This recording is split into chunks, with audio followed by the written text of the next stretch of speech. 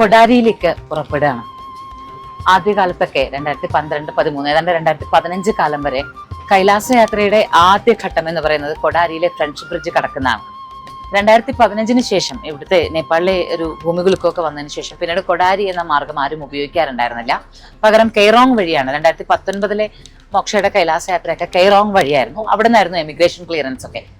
ഇപ്പോൾ നമ്മൾ വീണ്ടും കൊടാരി വഴി തന്നെ, കാരണം ഇപ്പോൾ അടുത്തിടെ പെയ്ത മഴയില് കെയ്റോങ്ങിലെ പാലമൊക്കെ ഒലിച്ചു പോയതുകൊണ്ട് നമ്മൾ വീണ്ടും കൊടാരി വഴി യാത്ര പോവാണ്.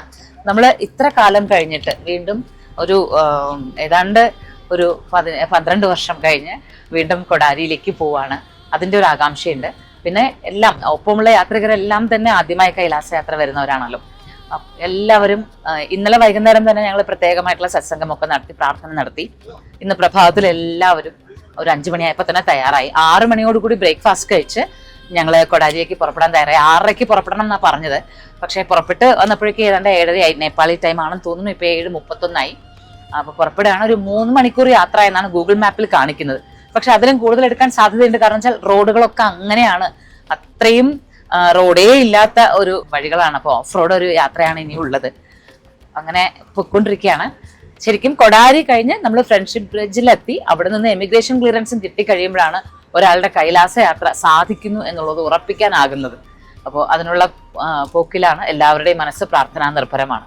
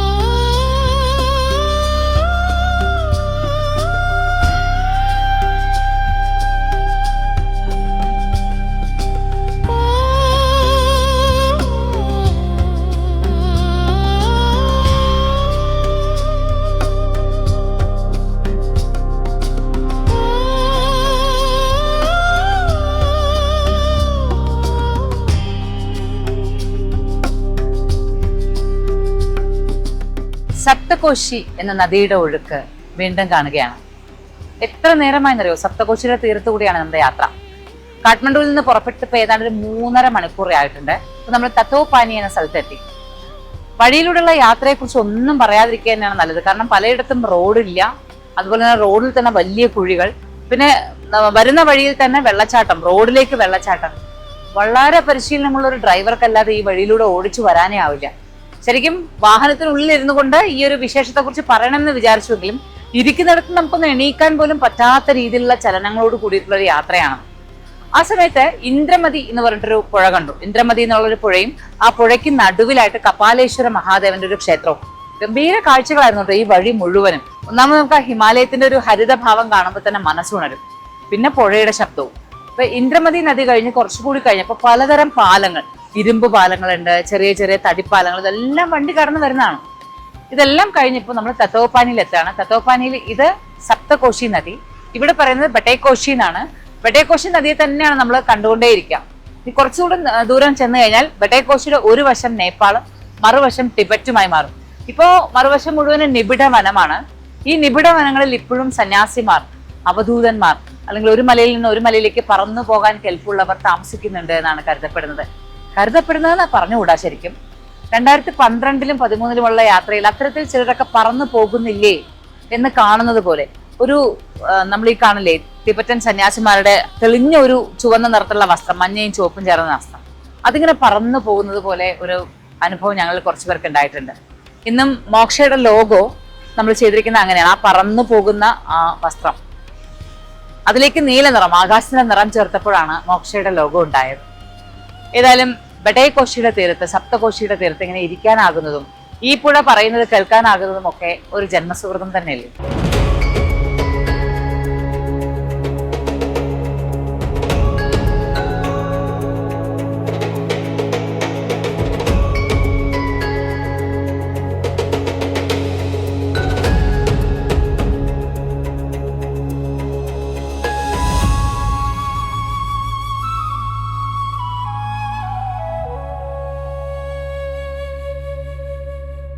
തത്തോപാനിയിൽ നിന്ന് ഭക്ഷണവും കഴിച്ചിട്ട് ഇപ്പൊ ഏതാണ്ട് 1 മണിയായി.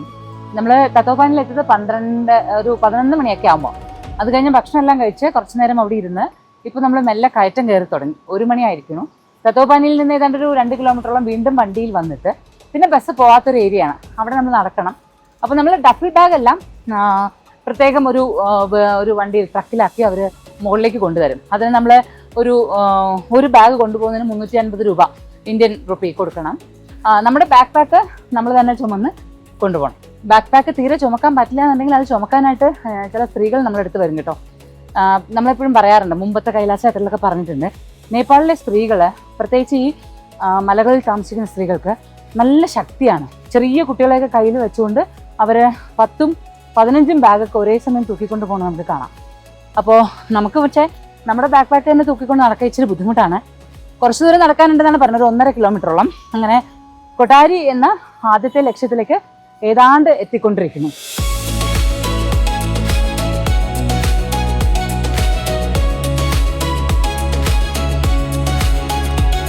കാര്യങ്ങൾ വിചാരിച്ചതുപോലെ അത്ര എളുപ്പമല്ല എന്നാണ് തോന്നുന്നത്.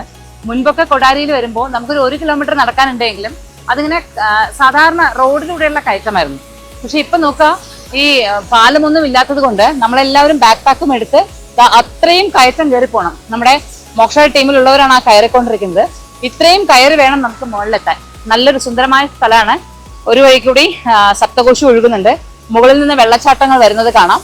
ഈ സ്റ്റെപ്പ് കയറി ഇത്രയും സ്റ്റെപ്പ് കയറി മുകളിലേക്ക് എത്തണം. ബാക്ക് പാക്കും തൂക്കിക്കൊണ്ടുള്ള ആ കയറ്റം അത്ര സുഖകരമായിരിക്കില്ല.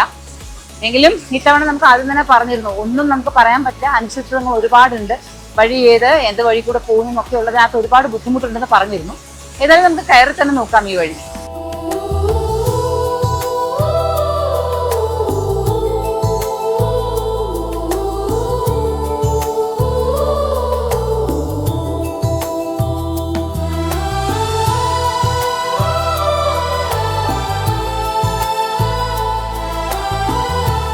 നമുക്ക് തീരെ നടക്കാൻ വയ്യാതെ ഈ കയറ്റത്തിൽ നമ്മുടെ ഒരു ബാക്ക് പാക്കും കൊണ്ട് എങ്ങനെ നടക്കും, എങ്ങനെ കയറും എന്നൊക്കെ ചിന്തിച്ച് 2 അടി നടന്ന് ഒരു ചൂട്, പിന്നെ 10 മിനിറ്റ് നിന്ന് അങ്ങനെയൊക്കെ നമ്മൾ കയറുന്നത്. പക്ഷേ നോക്കുക, സ്ത്രീകളാണ്, എത്ര വലിയ ഭാരമാണ് അവരുടെ ചുമരിൽ നിൽക്കുന്നതെന്നറിയും. അതും കൊണ്ടാണ് ഈ കയറ്റം മുഴുവൻ കയറുക. ഒരു ഉപജീവന മാർഗത്തിന് വേണ്ടിയിട്ട് ഓരോരുത്തരും എത്രയൊക്കെ എന്തൊക്കെ കഷ്ടപ്പാടുകൾ സഹിക്കേണ്ടി വരും ആലോചിക്കുമ്പോൾ നമുക്ക് ശരിക്കും പറഞ്ഞാൽ ഈ കയറ്റം കയറാനുള്ളൊരു ഊർജ്ജം അങ്ങനെ ലഭിക്കുകയാണ് ചെയ്യുക. കാരണം വെച്ചാൽ ഇവർക്കൊക്കെ ഇത്രയും ഒക്കെ കഷ്ടപ്പെടാൻ സാധിക്കുന്നില്ല. സ്ത്രീകൾ തന്നെയാണ്. നോക്കുക, എന്തൊരു ഭാരമാണ്. അതിൽ കുറഞ്ഞതൊരു 30-35 കിലോ എങ്കിലും അതിൽ കൂടുതലുണ്ടെങ്കിലേ ഉള്ളൂ. അതുകൊണ്ടാണ് അവർ കയറുന്നത്.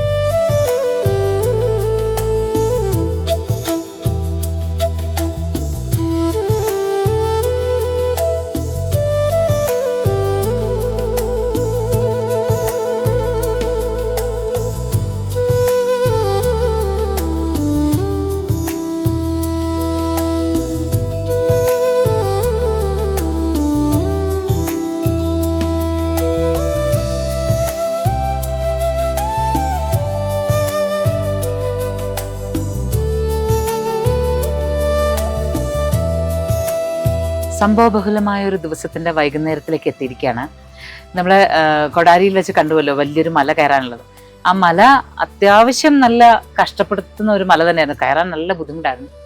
ഇത് കൂടാഞ്ഞിട്ട് നല്ല പോലെ മഴയും പെയ്തു. മഴ പെയ്തു കഴിഞ്ഞപ്പോഴേക്കും തിരിച്ചിറങ്ങാൻ അതുപോലെ എത്ര നമ്മൾ കയറുന്നോ അതുപോലെ തന്നെ താഴേക്ക് ഇറങ്ങാനുണ്ടായിരുന്നു. മഴ പെയ്ത് ആകെ നമ്മളെല്ലാവരും പലയിടത്തായി. അതുകൊണ്ട് പിന്നീട് അതിൻ്റെ വിശദമായ ചിത്രീകരണം അതിനെക്കുറിച്ച് പറയാനൊന്നും സാധിച്ചില്ല. പിന്നെ നേരെ എമിഗ്രേഷനിലേക്ക് എത്തായിരുന്നു. എമിഗ്രേഷനിൽ ഇത്തവണ ഒരു വ്യത്യാസമുള്ളത് നമ്മൾ നടന്നു തന്നെ കയറുമായിരുന്നു അകത്തേക്ക്. സാധാരണ ഒരു ഒട്ടും മമതയില്ലാതെ പെരുമാറുന്ന ചൈനീസ് ഓഫീസേഴ്സിനാണ് നമ്മൾ കണ്ടിട്ടുള്ളത്. പക്ഷേ ഇത്തവണ അങ്ങനെ അല്ലായിരുന്നു കേട്ടോ.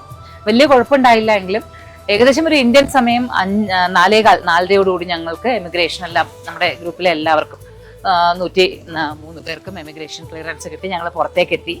അവിടെ നിന്ന് പിന്നീട് വണ്ടിയിലേക്ക് യാത്ര പുറപ്പെട്ടു. അപ്പോൾ ഇടയ്ക്ക് പലയിടത്ത് നിന്നിട്ട് ഇവിടെ ഞാലത്തേക്ക് പൊക്കൊണ്ടിരിക്കുകയാണെന്നും കൊടാരിയിലെ എമിഗ്രേഷൻ ക്ലിയറൻസ് കഴിഞ്ഞു എന്ന് പറയാൻ ശ്രമിച്ചിരുന്നു. പക്ഷേ ആകെ കൺസ്ട്രക്ഷൻ നടക്കുന്ന റോഡ്, എല്ലായിടത്തും ചൈനയുടെ ആർമി ചെക്ക് പോസ്റ്റുകളുണ്ട്. ഇവിടെ എങ്ങും വണ്ടി നിർത്താൻ ഇവർ സമ്മതിക്കുന്നില്ല. അത് ശരിയാവില്ല, വീഡിയോ ക്യാമറ ഷൂട്ട് ചെയ്യുന്നത് കണ്ടാൽ ബുദ്ധിമുട്ടാവും എന്നാണ് പറഞ്ഞത്. ഇപ്പോൾ നമ്മൾ ഞാലത്തിന്റെ ഈ കാഴ്ചകളിൽ കാണുന്നത്, ഞാലത്തിലേക്ക് പോകുന്ന വഴിയിൽ കാണുന്നത് 2015 ഭൂകമ്പത്തിൽ ആകെ തകർന്ന ഒരു പ്രദേശമാണ്. മിക്ക വീടുകളും ഇപ്പോഴും തകർന്ന് കിടക്കുക തന്നെയാണ്. റോഡുകളൊക്കെ പൊട്ടിപ്പൊളിഞ്ഞു പോയിരിക്കുന്നത്. അതുകൊണ്ട് തന്നെ ഒരു വൻ തോതിലുള്ള ഒരു കൺസ്ട്രക്ഷൻ വർക്കാണ് ഇപ്പോൾ ചൈന നടത്തിക്കൊണ്ടിരിക്കുന്നത്. വലിയ റോഡുകളും ഗംഭീരമായ റോഡുകളും അതുപോലെ തന്നെ നല്ല ഒരു എല്ലായിടത്തും നിർമ്മാണ പ്രവർത്തനം നടക്കണം. അതുകൊണ്ട് തന്നെ റോഡ് മുഴുവനും നമുക്ക് വളരെ ബ്ലോക്കാണ്. കാരണം വെച്ചാൽ ഒരു വണ്ടി വന്നാൽ പോകാൻ സ്ഥലമില്ലാതാക്കണ്ടില്ലേ. എല്ലായിടത്തും റോഡിന്റെ പണി നടക്കാണ്, വീടുകളുടെ പണി നടക്കാണ്. അതുപോലെ തന്നെ ഈ മലയെ ചേർത്ത് നിർത്തുന്ന വലിയ വാളുകൾ പണിഞ്ഞുകൊണ്ടിരിക്കുകയാണ്. അങ്ങനെ ഞാലം മാറുകയാണ്. ഒരു പക്ഷെ ഇപ്പോ 2015 ഭൂകമ്പത്തിന് ശേഷം ഞാലം വഴി ആരും കൈലാസ യാത്ര നടത്താറില്ല. കെയറോങ് എന്ന് പറയുന്ന സ്ഥലത്തൂടെയാണ് നടത്തിയിരുന്നത്. ഇപ്പൊ വീണ്ടും ഞാലത്തിലേക്ക് ശ്രദ്ധ വരും എന്ന് ചൈന മനസ്സിലാക്കുന്നത് കൊണ്ടാവണം ഇത്രയും ദ്രുതഗതിയിലുള്ള ഒരു കൺസ്ട്രക്ഷൻ. അതുകൊണ്ട് തന്നെ ഞങ്ങൾ യാത്ര പുറപ്പെട്ടത് തൊട്ട് ഏതാണ്ട് ഇപ്പോൾ ഒരു അരമണിക്കൂർ കൂടുതലായി. ഈ അരമണിക്കൂറായിട്ടും നമ്മൾ ഇങ്ങനെയുള്ള റോഡ് തന്നെയാണ് കണ്ടുകൊണ്ടിരിക്കുന്നത്. സാധാരണ ഇങ്ങനെയല്ല. നമ്മൾ എമിഗ്രേഷൻ ക്ലിയറൻസ് കഴിഞ്ഞ് ചൈനയുടെ റോഡിലേക്ക് കയറി കഴിഞ്ഞാൽ നല്ല ഒന്നാന്തരം റോഡുകളാണല്ലോ. ഇവിടെ ഇപ്പോൾ റോഡ് മുഴുവനും പൊളിഞ്ഞിട്ടുള്ള അവസ്ഥയാണ്. ഇപ്പൊ 2015 ഭൂകമ്പം ഈ ഒരു പ്രദേശത്തെ അത്ര വലുതായി ബാധിച്ചു എന്ന് വേണം മനസ്സിലാക്കാൻ.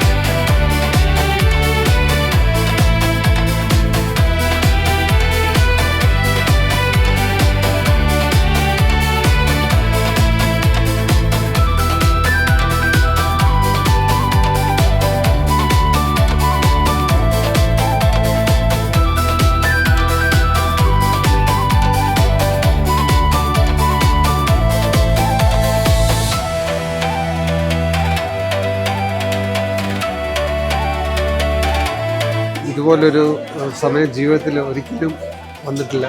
ഇതുപോലൊരു അനുഭവങ്ങൾ ഒരിക്കലും ലഭിച്ചിട്ടില്ല. വളരെ യുണീക്കായിട്ടുള്ള എക്സ്പീരിയൻസ്.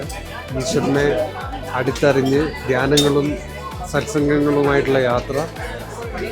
ഓരോ ദിവസവും ഓരോ പുതിയ ലോകമാണ് നമുക്ക് ലഭിച്ചുകൊണ്ടിരിക്കുന്നത്. ദുലിക്കലിലെ 3 ദിനവും അനന്യസാധാരണമായിരുന്നു. ഇവിടെ ഇപ്പം നല്ല തണുപ്പാണ്. എന്നാലും ഞങ്ങൾ നല്ല സേഫായിട്ട് ഇവിടെ എത്തി. എല്ലാവരുടെയും പാസ്പോർട്ടൊക്കെ എല്ലാവർക്കും കയ്യിൽ കിട്ടി. ഹാപ്പി ആയിട്ടിരിക്കുന്നു. റോഡൊക്കെ വളരെ മോശമായിരുന്നു. എന്നാലും നല്ല സീനറി ആയിരുന്നു. 2 സൈഡും അറേഞ്ച്മെൻറ്റ്സ് ഒക്കെ വളരെ നല്ല രീതിയായിരുന്നു. ഞങ്ങൾ ഹോട്ടലിൽ നിന്ന് കയറി. യാത്ര കുഴപ്പമൊന്നും ഉണ്ടായിരുന്നില്ല. പിന്നെ കുറച്ച് ദൂരം നടക്കാനുണ്ടായിരുന്നു. കുറച്ചധികം സ്റ്റെപ്സ് ഉണ്ടായിരുന്നു നടക്കാനായിട്ട്. പിന്നെ ചെറിയൊരു കുന്നുപോലെ കുഴി പോലെ ഒരു സ്ഥലമൊക്കെ ഉണ്ടായിരുന്നു. പിന്നെ ഹെൽപ്പ് ചെയ്യാൻ കുറച്ച് ആൾക്കാരുണ്ടായിരുന്നു. ഞങ്ങൾ ഒരുവിധം എത്തി. Emigration was not that difficult. വിചാരിച്ച മാതിരി വലിയ ബുദ്ധിമുട്ടൊന്നും ഉണ്ടായിരുന്നില്ല.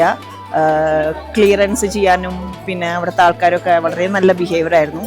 പിന്നെ അത് കഴിഞ്ഞ് കഴിഞ്ഞാൽ ഞങ്ങൾ ഞാലത്തേക്ക് എത്താൻ വേണ്ടിയിട്ട് the view was really beautiful.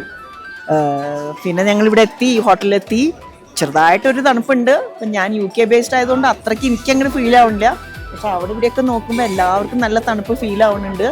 അതെ, ഭക്ഷണം നല്ല ടേസ്റ്റാണ്. മൊജിമയുടെ കൂടെ യാത്രയല്ലേ, ഒരു ബുദ്ധിമുട്ടും ഇല്ല, വളരെ ഹാപ്പിയാണ്. എല്ലാത്തിനും എന്തിനും ഹെൽപ്പായിട്ട് കൂടെ ഉണ്ട്. അതിലും ഭയങ്കര സന്തോഷം വേറെ ഒന്നിനും ഇല്ല. പിന്നെ മഹാദേവനെ കാണാൻ പോവാണ്. Very very happy.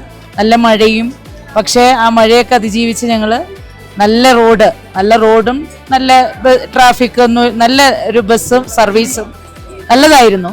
നല്ല പ്രകൃതി രമണീയമായ സ്ഥലങ്ങളും ഒക്കെ കണ്ട് ഞങ്ങൾ വളരെയധികം സന്തോഷത്തോടു കൂടെയാണ് ഇതാ ഇപ്പോൾ ഇവിടെ എത്തി നിൽക്കുന്നത്. പിന്നെ എല്ലാവരും പരസ്പരം അങ്ങോട്ടും ഇങ്ങോട്ടും സഹായിച്ചും പിന്നെ ബാഗ് അങ്ങോട്ടും ഇങ്ങോട്ടും കൈമാറിയും ഞങ്ങൾ ഇവിടെ എത്തി.